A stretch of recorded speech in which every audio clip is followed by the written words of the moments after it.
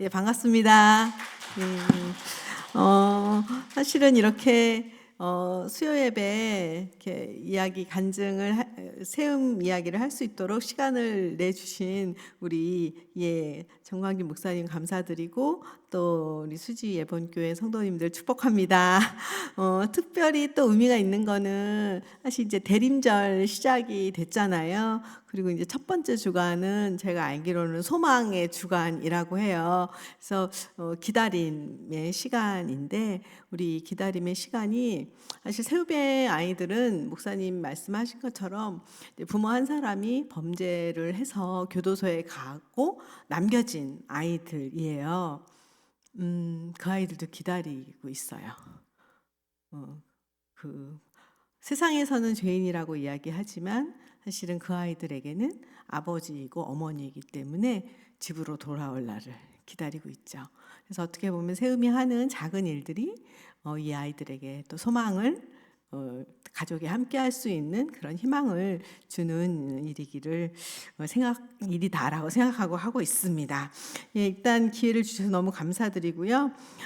저는 아동과 관련된 일을 이제 하다 보니까 얼추 이제 33년 정도가 되었어요. 그래서 그 소위 말하는 이제 세상에서 말하는 이제 빈곤 아동이라고 이야기하는 뭐 결식 아동, 또 빈곤 아동, 또 뭐 공부방, 뭐 지역 아동센터 이런 일을 쭉 하다가 2015년에 세움을 새롭게 이제 만들게 됐어요. 제가 목사님 좀 일찍 와서 저녁 식사 같이 하면서 우리 수지 예본교회도 이제 분당 우리 교회에서 나와서 이제 개척한 지 1년 반 됐다고 들었습니다. 저는 이제 좀 중견 아동 관련 단체, 중견 단체에 있다가 2015년에 나와서 개척을 했어요. 근데 그때 제가 그 아동 관련 중견 단체에 있었을 때 어느 날 그 아침에 이제 우리나라 이제 뭐 메이저 단체 알만한 뭐 월드비전, 뭐 컴패션 이런 메이저 단체 기관장님들하고 아침 조찬을 했고 호텔에서 조찬을 하고 그다음에 점심에는 후원자분하고 또 호텔에서 밥을 먹고 저녁에는 보건복지부 국장님과 식사를 하고 집으로 돌아오는데 이제 운전을 하고 오는데 뒤에 백밀러로 석양이 보이는데 하나도 기쁘지 않은 거예요. 제 마음에. 그 일은 되게 중요한 일이었고 우리나라의 아동과 관련된 일을 변화시키는 일이었는데 그때 이제 제 마음에 이제 눈물이 나면서 기쁘지 않다. 내가 아이들로부터 너무 멀리 왔구나. 이런 생각이 들면서 그때 제가 이제 상임이사였는데 상임이사 2텀으로 올라가면서 잘 내려와야겠다. 그리고 다시 내려올 때는 조금 더 아이들과 가까이 손잡아 줄 수 있고 그리고 그 아이들을 위해서 기도해 줄 수 있고 우리 공동체가 함께 예배 드릴 수 있는 곳이면 좋겠다. 이렇게 해서 이제 그날 이제 일기에 그 3가지 기도 제목을 적었어요. 그리고 2015년에 세움이라는 단체를 시작하게 됐죠. 지금 우리 말씀 읽은 것처럼 세움은 그 세움이라는 단체 이름을 마가복음 9장 36절과 37절의 말씀에서 따온 거예요. 다 읽으셨겠지만 사실 그 앞절에는 예수님의 제자들이 이제 서로 예수님의 수제자다, 내가 더 잘났다 이런 논쟁을 하고 있었는데 예수님이 그 말씀을 들으시고는 길을 가던 어린 아이를 가운데 세우고 안으셨다라고 하고 있어요. 근데 이 말씀이 사실 마태, 누가, 마가에 다 나와요. 나오는데 특별히 마가복음에만 나오는 말씀이 있어요. 그 말씀은 안으시다가 있어요. 마태복음과 누가복음에는 그냥 어린아이를 가운데 세우고 이 아이와 같이 작은 자를 영접하는 것이 나를 영접하는 것이고 나를 영접하는 것이 곧 하나님 영접하는 것이다라는 표현이 나오지만 마가복음에만 유일하게 안으시고가 있어요. 제가 범죄, 부모의 잘못으로 인해서 교도소에 가 있는 아이들이 저는 세상에서는 편견, 비난이 있는, 이를테면 눈에 분명히 우리 사회에 존재하지만 보이지 않는 아이들이에요. 그 아이들을 자기 인생의 가운데, 그리고 세우다는 라이징업이지. 하나님이 너를 너무나 사랑하시고 넌 너무나 소중한 존재야 라는 것들을 이야기해주고, 그리고 무엇보다 안으셨다. 예수님이 그냥 이 아이처럼 되라라고 이야기하지 않으셨어요. 안으셨다는 거, 몸을 움직여서 안으셨다는 거죠. 그래서 우리가 수용자 자녀를 만났을 때 너 참 불쌍하구나, 너 참 예수님이 사랑하는 존재구나라고 얘기만 하는 것이 아니라 이 아이가 지금 필요한 것들을 세움은 움직여서 액션하고 어드보커시하고 움직여서 이 아이들을 정말 하나님의 귀한 작은 자로 섬겨야겠다라는 뜻으로 단체 이름을 세우다 해서 세움이라고 정했습니다. 그래서 우리 세움의 이 비밀번호는 다 제가 말씀드리는데 0936이에요. 네, 우리의 모든 우리 단체의 비밀번호 0936이니까 기억해 두시기 바랍니다. 제가 다 알려드렸어요. 그래서 제가 세움을 이제 세우면서 이제 5년 이제 중견 단체에 있다가 이제 그 광야로 나와서 세우는데 사람들이 뭐 하냐, 그래서 수용자 자녀를 세우는 일을 합니다라고 했을 때 제가 가장 많이 들었던 이야기가 있어요. 뭘까요? 아마 우리 교우분들도 목사님이 이제 수용자 자녀를 지원하는 단체를 대표님이 오신다 했을 때 여러분들이 생각했던 여기에 절반은 그런 생각했었을 것 같아요. 아니, 왜 피해자 자녀를 도와야지 왜 범죄자의 자녀를 돕냐, 피해자 가족들 한번 생각해 봐라. 근데 저도 실제로 그 얘기를 가장 많이 들었어요. 그래서 한 아이를 보는데 왜 사람들은 가해와 피해로 나눠서 보는구나. 근데 아동은 아마 여기 다 자녀분들 있는 어머님들도 많이 계시고 아버님들도 계시겠지만 그 아이는 사실은 누구의 아이냐와 상관없이 하나님이 만드신 모든 아이는 되게 소중하고, 그 아이가 지금 배고프면 먹여야 하고 마음이 아프면 함께 울어줘야 되는 것인데 세상 사람들은 피해자 자녀를 도와야지 범죄자 자녀 왜 돕냐, 이런 질문을 저에게 제일 많이 하셨어요. 그래서 그렇구나. 또 2명 중에 1명은 그런 말씀을 하셨는데, 그럼에도 불구하고 2명 중에 1명은 그렇지, 이런 아이들이 있었지 한 번도 생각해 보지 못했어요. 부모의 범죄로 인해서 밖에 남겨진 아이들, 이 아이들이 어떻게 지낼지 한 번도 생각해 보지 못했어요 하는 분들도 2명 중에 1명은 계시였다는 거예요. 그래서 저는 거기에 소망을 갖게 되었어요.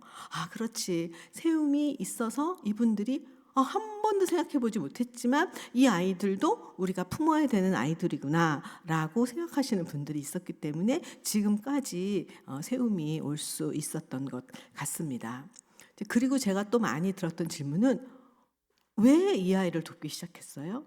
라는 질문이었어요.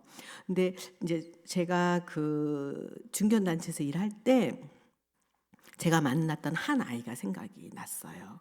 그 아이는 엄마 아빠가 이혼을 하고 아버지가 초등학교 5학년 여자아이를 키우는 집이었어요. 근데 사실 그 아버지는 배운 것도 없고, 그리고 직업도 번듯하지 않았어요. 근데 그 아버지가 하는 일은 트럭에 야채를 싣고 이제 그 동네 시장 어귀에서 야채를 파는 일을 하셨어요. 근데 그 야채를 파시다가 그 교통사고를 내신 거예요. 근데 이 아버님이 사실은 배운 것도 없었기 때문에 운전면허가 있었던 것도 아니에요. 그냥 이렇게 막 트럭에 막 운전을 많이 하는 건 아니니까. 그래서 운전면허도 없었고 교통사고를 냈고, 무서워서 자기가 잘못을 한 거잖아요. 면허 없이 뺑소니를 친 거예요. 도망을 간 거예요. 그래서 아주 사고는 크지 않았지만 이 아버지는 당연히 가중처벌이 돼서 이제 구치소로 가게 됐죠. 그리고 합의할 돈도 없고. 그러니까 이제 아버님은 내가 잠깐 갔다 오겠다 하고 이 초등학교 5학년 여자아이를 그냥 자기가 잘 아는 아저씨한테 맡긴 거예요. 그냥 밥 먹이고 학교 보내라. 그렇게 부탁을 한 거죠. 근데 이 친구가 그 아저씨에게 그 집에서 성학대를 당하고 이제 제가 당시 일하던 그 쉼터로 오게 됐어요. 그러면서 저는 그렇구나. 부모의 잘못으로 인해서 2차, 이렇게 3차 피해를 받는 숨겨진 피해자 아동들이 있구나 라는 것들을 그렇게 알게 됐고, 제가 뭔가 또 새로운 일을 시작한다면 정말 우리 사회의 어떤 아동에 필요한 공적 지원을 전혀 받을 수 없는, 존재하지만 보이지 않는 사각지대 아이들을 좀 섬기고 싶다라고 해서 이 일을 시작하게 되었습니다. 그런데 시작하면서 보니까 대체 수용자 자녀를 만날 수가 없죠. 왜냐하면 다 숨기고 있고, 그다음에 우리나라 공적 어떤 데도 수용자 자녀를 지원하고 있지 않아요. 그래서 이제 어떻게 해야 될까 고민을 제가 하다가 인터넷 서치를 막 했어요. 인터넷 서치를 하다 보니까 몇 개 교도소가 나오는 거예요. 몇 개 교도소가 뭐 불우수용자 자녀를 도왔다 이런 교도소가 반복적으로 나오는 거예요. 그럼 이 교도소는 좀 관심이 있겠구나.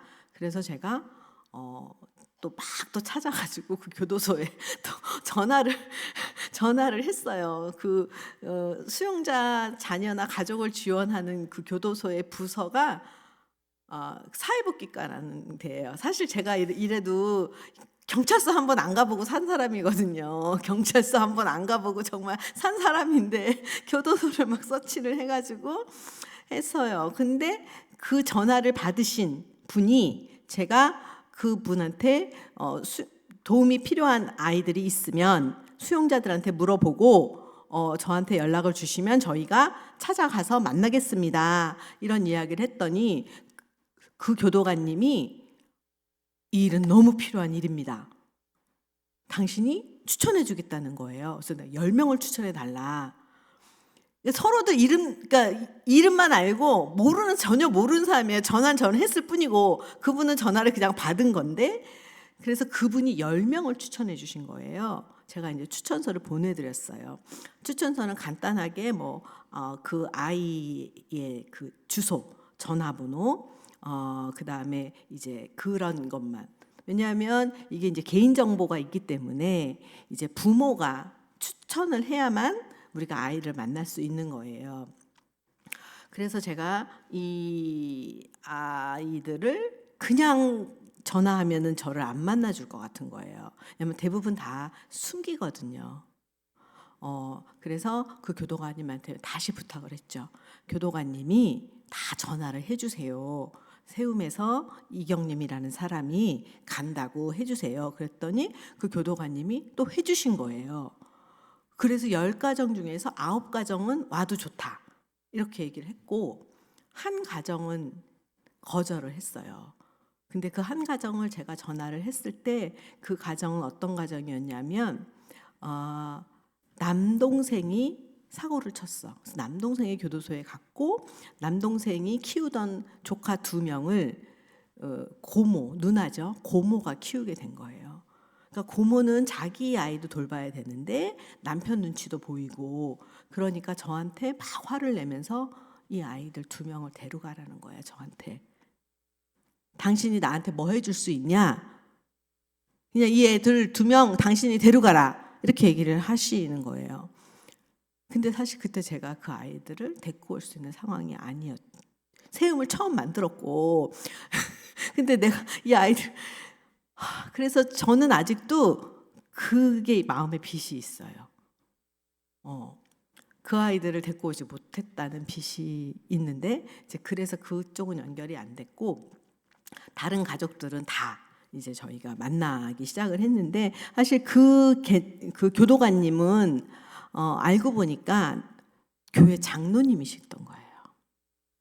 장로님이셨고, 제가 가정을 방문하면서는 그 가족들을 방문하니까 가족들이 제 손을 잡고 울면서 억울한 얘기. 다 억울하지. 왜냐하면 본인은 죄를 진 게 아니니까. 그리고 정말 자녀들 섬기는 그 힘든 얘기들을 다 하시는 거예요. 그래서 제가 교도관님한테 다시 전화해서 좀 이제 범죄나 이 가족 상황을 좀 알고 싶다. 제가 실수하면 안 되니까. 그랬더니 그 교도관님이 저한테 한 이야기가, 당신도 신입 그 범죄자가 들어오면 범죄 유형을 안 본다는 거예요. 범죄 유형을 보는 순간 그 사람이 사람으로 보이지 않고 범죄자로 보이니까 죄인으로 보인다는 거죠. 그러면 올바로 교정할 수가 없다. 그래서 당신도 안 보는데 나도 이런 일을 처음 하는 것 같은데 이 아이의 집에 그냥 가서 아이를 만나라. 이 아버지의 범죄 사실을 아는 순간 이 아이를 제대로 만날 수 없다. 이런 이야기를 전화로 저에게 해주시는 거예요. 그래서 정말 제가 큰 깨달음을 알았죠. 그러니까 그 아이가 어떤 백그라운드인가 그게 중요한 게 아니라 어쨌든 세움에 연결된 하나님이 보내주신 아이기 때문에 그냥 가서 있는 존재 자체로 그 아이를 만나기 시작을 했고요. 제가 처음 만났던 첫 아이는 지금 이제 대학교 4학년 됐어요. 근데 그 친구는 본인도, 내가 하도 우리가 그 얘기를 많이 하니까 본인도 자기가 세움의 첫 아이라는 거, 장남이라는 그런 부담감이 있는데 그때 그 친구는 고2였어요. 고2였고 그다음에 장애가 있는 중학교 2학년 남자 동생이 있었어요. 그리고 아버지는 큰 범죄에서 15년 형량을 받았고 고모가 키운 친구였어요. 근데 그 친구가 좀 어려운 상황도 되게 많았지만 이제 대학도 갔고 그리고 군대 갈 때도 저희가 다 챙겨주고 휴가 나올 때도 저희 사무실에 먼저 오고 제대하는 날도 제대해서 군복 입고 딱 이렇게 충성하고 이제 오고 그리고 이제 지금 아버지는 출소하셨어요. 나오셨는데 아버지 나오실 때도 이제 제가 성경책 갖고 가서 이제 인사드리고 했어요. 근데 아버지가 15년 있다가 나왔단 말이에요. 이 친구는 아빠가 나오면 자기 삶이 좀 변할 줄 알았대요. 그러니까 근데 아빠가 나와서 이 친구가 하는 일은 인터넷 하는 거 가르쳐 줘야 돼. 그다음에 뭐 스마트폰 하는 거 가르쳐 주고 그다음에 이 어쨌든 은행 일 이런 걸 다 봐줘야 되는 거예요. 그러니까 이 친구는 정말 누구한테 손가락질 받지 않으려고 열심히 살았고 지금도 열심히 살고 있지만 여전히 아버지는 자기가 보살펴줘야 되는 존재인 거고 그다음에 밑에 장애가 있는 남동생까지. 그래서 우리는 그렇게 얘기하죠. 됐어. 여기까지 하면 됐어. 이제 너는 너의 인생을 좀 살도록 해.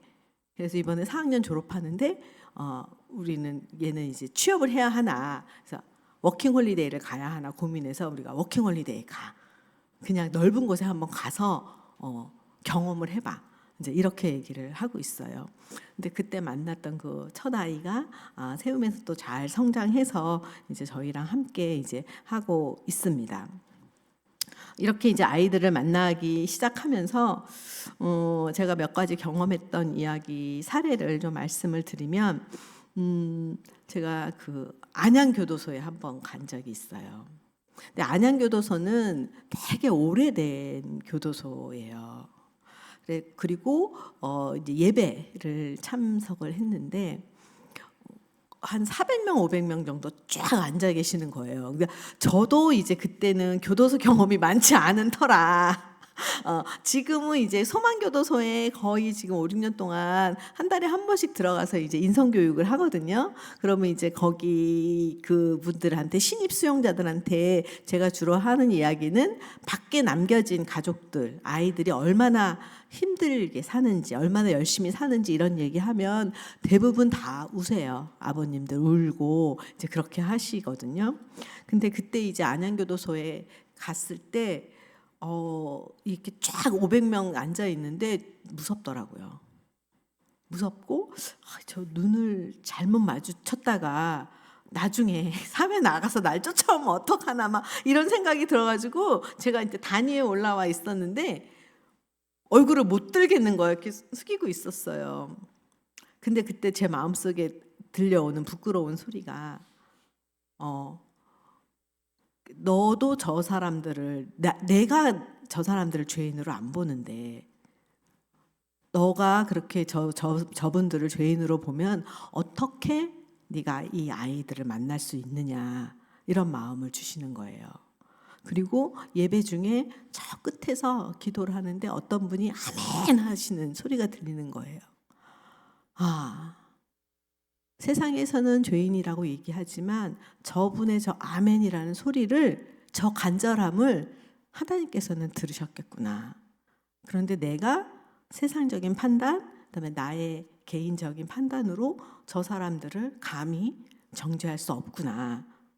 이런 생각이 들어서 저희는 이제 뭐 교도소에 전화가 오거나 이러면 누구 아버지가 있는 곳이라고 얘기해요. 그러니까 아이들의 부모로 저희는 만나는 거예요. 이 일을 하면서 사람들이 위험하지 않냐 이런 질문을 해요. 혹시 이분들이 출소해서 우리 사무실에 와서 뭐 해코지를 하지 않냐. 근데 아직까지는 감사하게도 그런 일이 없었어요.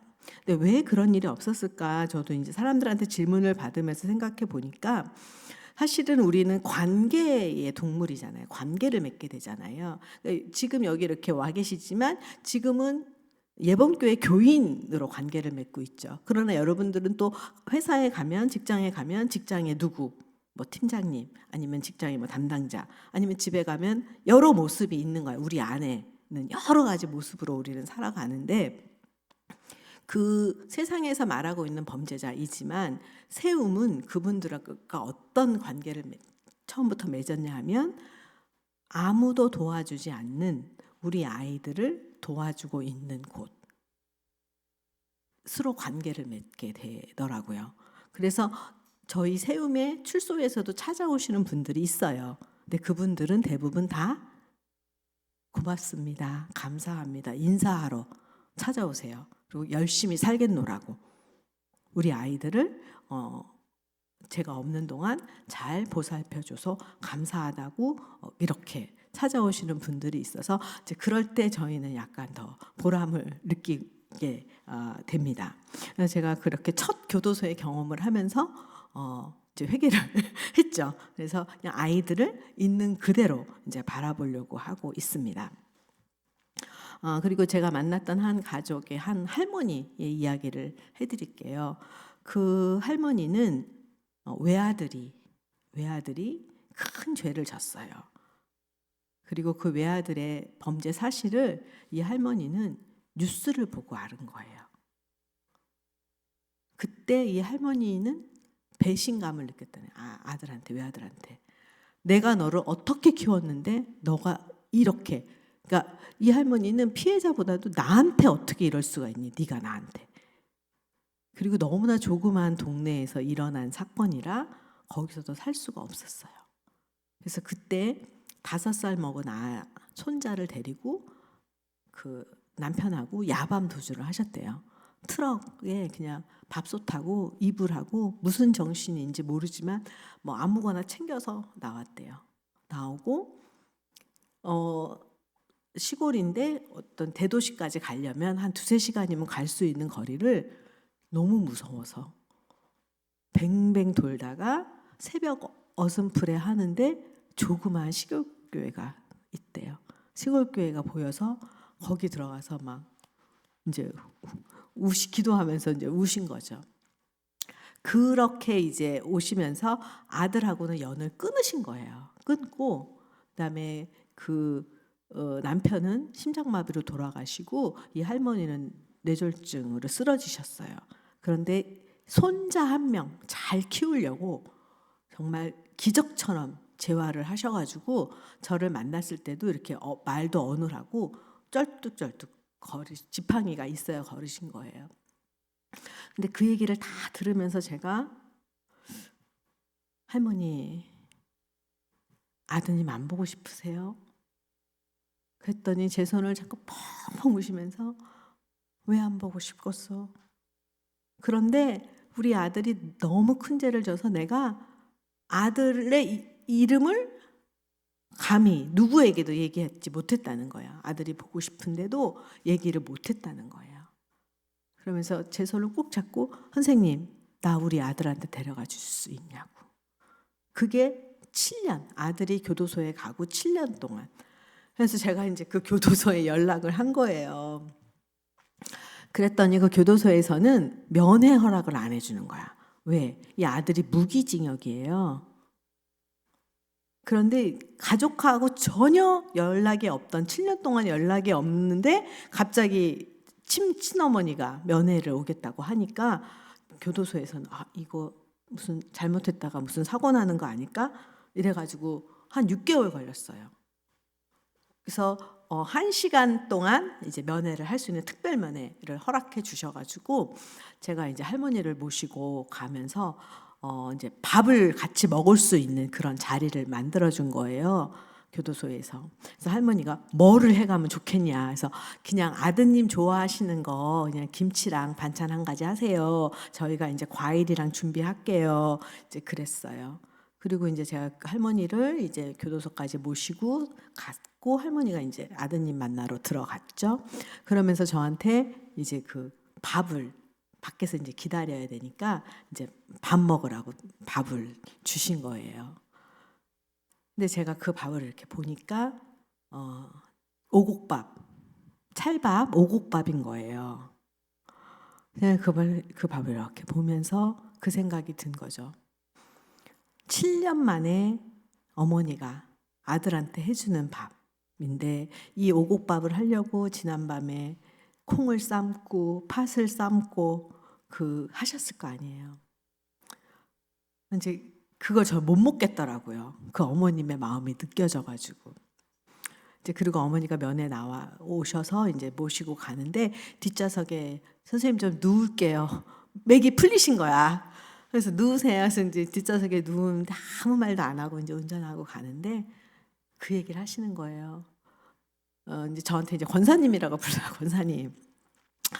제가 지난 7년 동안 죽지 않고 살았던 거는 이 손자를 반듯하게 잘 키우려고 국어를 해서라도 키우려고 내가 죽지 않고 살고 있었다.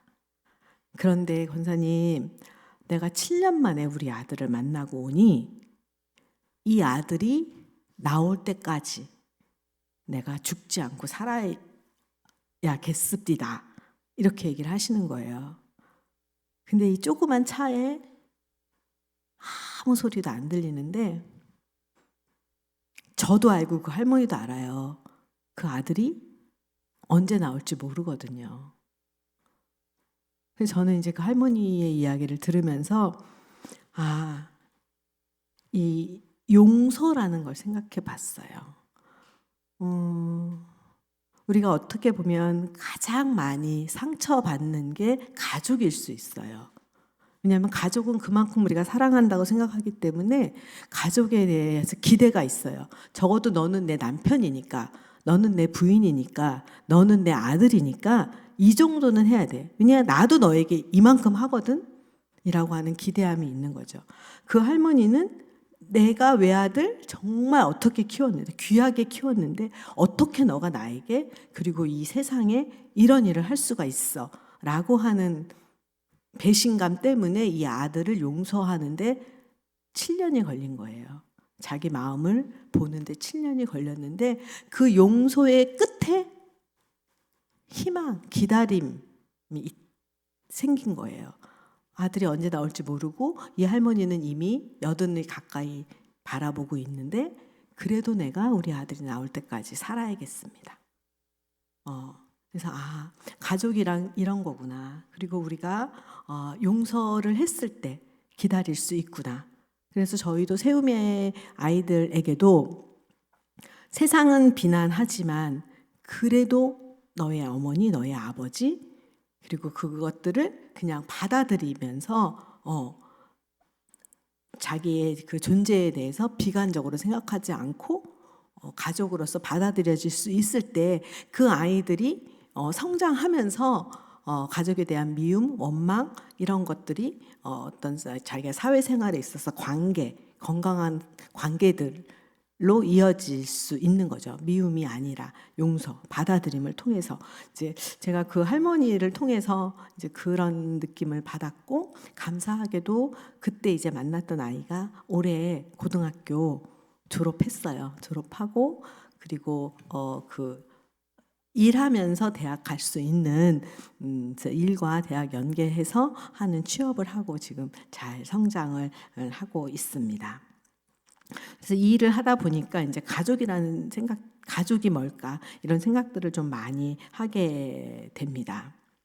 예, 세움이 좀 하고 있는 일 좀 간단히 말씀드리도록 하겠습니다.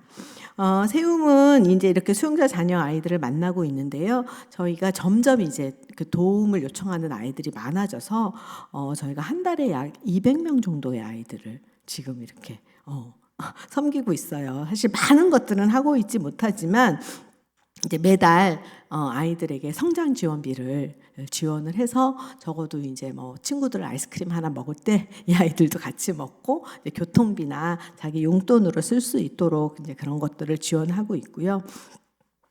그리고 이제 이 아이들의 공통점 중에 하나는 이 세상에는 비밀인 거예요. 그렇죠. 여러분 생각해 보세요. 부모의 범죄를 누구에게도 이야기할 수 없잖아요. 그렇기 때문에 다 마음의 비밀을 갖고 있는 친구들이에요. 그래서 이 아이들이 그래도 조금 더 자신과 같은 아픔을 갖고 있는 아이들과의 모임들을 하기 위해서 저희가 청소년 활동들을 해요. 그래서 한 달에 한 번씩 동아리 모임도 하고 있고요.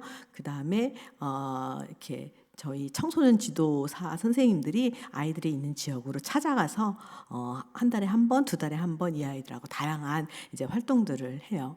다음 주 토요일도 저희 사무실에서 한 25명 정도의 청소년 아이들이 모여서 이제 송년 모임, 크리스마스 파티를 이제 하려고 준비를 하고 있고요. 그리고 또 하나는 아이들이 마음이 아픈 아이들이 많아요. 이제 저희 기사가 이렇게 영상에도 나오고 이제 그러면 댓글이 달리기도 하거든요. 뉴스가 나오고 그러면 그 댓글, 요즘에는 사실 너무 막 인터넷이 너무 무섭잖아요. 그런 댓글에 저주의 글들이 되게 많아요. 그러니까 뭐 네 예비가 잘못했으니까 너가 대신 이래야 돼, 뭐 죽어라, 뭐 막 이런 얘기가 막 달리는데 저희하고 잘 성장한 친구가 학교 생활도 되게 열심히 하고 되게 모범적인 친구였는데 그 영상 댓글을 본 거예요. 그리고 이제 밤에 우리 선생님한테 막 울면서 전화를 했대요. 그러니까 동일시한 거지. 남들이 자기를 그렇게 생각하는지 몰랐다. 무가치한 존재로 생각하는지 몰랐다. 그래서 이 아이가 이걸 듣고 죽고 싶다. 그리고 학교를 그만뒀어요. 학교를 그만두고 자기 상담 받고 싶다고. 그래서 저희가 그 친구 1년 정도 쭉 상담하고, 그 친구는 장녀인데 동생이 밑으로 3명이 있었거든요. 그리고 아빠가 들어갔고 엄마가 하루에 쓰리잡을 해요. 아침부터 정말 거의 새벽에 잠깐 쪽잠을 자면서. 그러니까 얘는 중학교 2학년 때부터 그런, 지금 이제 고3이 됐는데 그렇게 힘들게 살고 있었고, 엄마가 너무 힘들어서 아이들을 제대로 먹이지도 못하고 입히지도 못하고 고시원에서, 그래서 이제 고아원에 보내겠다고 생각을 한 거예요. 그런데 이 장녀 얘가 엄마 우리 고아원에 보내면 자기 죽어버리겠다고. 그래서 이 엄마가 아이를 안고 펑펑 울고 잘못했다고. 그래서 지금은 정말 힘들지만 잘 키우고 있고, 이제 그 친구는 그래서 상담을 쭉 받았어요. 저희랑 상담을 받고 한 1년 학교 쉬고 그 다음에 다시 학교 가서 열심히 이제 공부를 하고 지금 이번에 이제 수능하고 수시하고 이제 논술로 간다고 이제 준비를 하고 있어요. 그래서 그렇게 이제 세상의 그 혐오, 편견 이런 것들로 상처받는 아이들이 많이 있고, 그리고 이 아이들이 또 자기의 그렇잖아요. 우리가 살면서 누구에게도 할 수 없는 비밀을 갖고 산다는 거는 사실 건강한, 특히 청소년기에 건강한 자아가 형성되는 데 있어서는 이게 되게 위험 요소가 될 수 있어요. 그래서 그 아이들에게 괜찮아, 괜찮아. 너는 너답게 살 수 있어. 라고 저희가 메시지를 주면서 이제 상담을 지원을 하는 일을 해요. 그래서 아이들이 뭐 어린 아이들은 와서 미술 치료, 뭐 놀이 치료, 동작 치료 이런 것들을 하면서 상담 지원을 하고 있습니다. 그리고 아까도 말씀드렸지만 이제 아이들이 사실 부모의 수감으로 인해서 미성년이지만 또 본인이 할머니를 돌보거나 밑에 있는 장애에 있는 동생을 돌보는 이제 가족을 돌봐야 되는 그런 미성년들이 또 있어요. 이제 그 아이들도 저희가 다양한 방법으로 이제 도와주고 있습니다. 그리고 제가 목사님에게도 책을 드렸는데 이제 저희 자랑은 이제 세움이 이제 8년 정도 됐는데 세움 안에서 성장한 친구들, 뭐 대학생이 됐거나 아니면 청년이 된 친구들 7명이 자기 이야기를 쓴 책이 있어요. 어둠 속에서 살아남다. 이 책 제목도 자기네들이 지은 거예요. 다 아이들의 스토리는 달라요.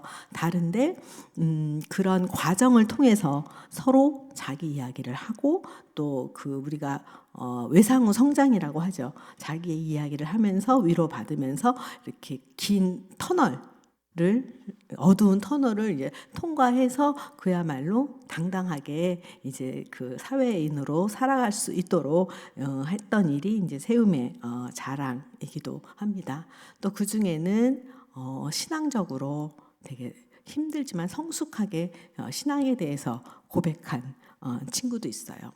그 한 친구는 자신이 신앙을 통해서 하나님을 되게 인격적으로 만났지만 자기가 인생에 있어서 아직까지 풀 수 없는 것이 엄마의 수감 사실이었다는 거예요. 그런데 우리가 이제 책 작업을 하면서 그것에 대해서 정리를 한 거죠. 마침표를 찍고 그 친구는 저희 이제 세움 그 홈페이지에 들어가 보시면 세움 TV라는 유튜브가 있는데 거기에 그 얼굴을 다 실명을 다 드러내서 영상을 찍었어요. 연대 지금 경영학과 다니는 그 민정이라는 친구인데 그 친구는 이 세움을 통해서 완전히 자기의 그 이제 더 이상 숨길 게 없는 수용자 자녀라는 게 불편한 게 아니라 부끄러운 게 아니라 이 수용자 자녀라는 경험을 통해서 자기가 성장했던 이야기를 한 친구가 있습니다. 그래서 그 유튜브도 한번 같이 보시고 또 기도해 주셨으면 좋겠습니다. 벌써 시간이 30분이 훌쩍 지났는데요. 그래도 또 제가 수지 예본교회 왔으니까 이제 기도 제목을 드리고 가고 싶습니다. 이제 저희 세움에 요청을 하는 가족들이 많아요. 저희 홈페이지로 신청하는 가족들도 있고 또 아이들이 왜냐하면 지금 우리나라 어떤 정부 지원이 수용자 자녀를 지원하는 건 없어요. 그래서 저희는 100% 다 그 후원으로 진행을 하고 있습니다. 그래서 아이들의 그 성장 지원비가 많이 이제 부족하고요. 그리고 또 저희가 아이들에게 물질적인 것도 지원을 하지만 사실 그거보다 더 중요한 거는 아이들이 성장하는 시기에 이런 경험을 통해서 내가 힘들고 어려울 때 나를 위해서 나의 아버지의 범죄나 엄마의 범죄를 묻지 않고 우리를 있는 그대로 존중해 줬던 단체가 있었지. 그리고 그것을 위해서 기도해 줬던 사람들이 있었지. 그리고 이 사람들은 하나님을 믿었던 사람이었지. 이런 경험들을 아이들이 했으면 좋겠어요. 지금 당장은 느낄 수 없지만 이 친구들이 성인이 되거나 어느 인생의 더 어려운 시점에 맞이했을 때 지금의 그 어릴 때 그 경험을 통해서 좀 하나님을 알게 됐으면 좋겠어요. 저희가 막 드러내 놓고 이 아이들한테 전도를 하는 거는 아니지만 우리의 섬김이 그리스도의 향기가 됐으면 좋겠다. 그래서 세움이 하는 사역들을 통해서 우리 아이들이 물질도 주지만 영혼을 살릴 수 있는 세움이 되게 해달라고 기도해 주셨으면 좋겠습니다.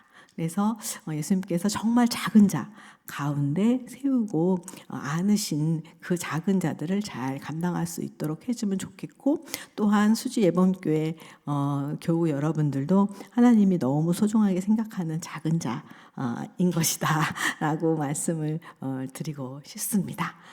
제 이야기는 이것으로 마치고요. 제가 간단히 기도하고 내려가도록 하겠습니다.